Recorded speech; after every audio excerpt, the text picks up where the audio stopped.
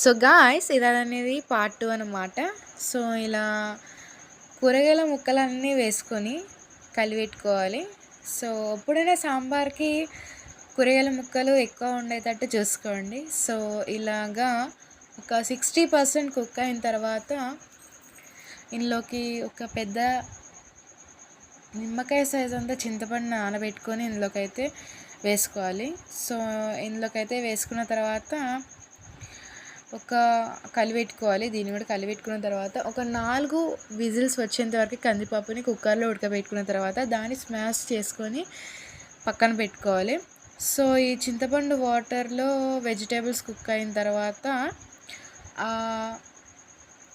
కందిపప్పు అనేది ఇందులోకైతే స్మాష్ చేసుకున్న కందిపప్పు అనేది ఇందులోకైతే ట్రాన్స్ఫర్ చేసుకోవాలి.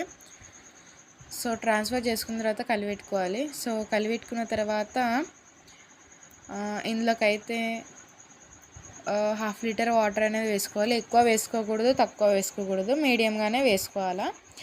సో ఒక పావు చెంచా పసుపు, 2 చెంచాల కారము, 2 చెంచాల ఉప్పు, 2 చెంచాల సాంబార్ పౌడర్ ఏ బ్రాండ్ అయినా వాడచ్చు. నేనైతే డిమార్ట్ సాంబార్ పౌడర్ అయితే వాడతానని మీకు తెలుసు కదా.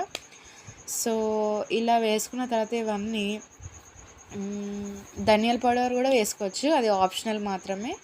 సో ఇవన్నీ వేసుకున్న తర్వాత ఒక 10 మినిట్స్ అనేది బాయిల్ చేసుకోవాలి. సో ఇది పార్ట్ 2 వీడియో అండి. పార్ట్ 1 చూడకపోతే మీరు మన ఛానల్లో ఉంటుంది, చూడండి. Thanks for watching. బాయ్.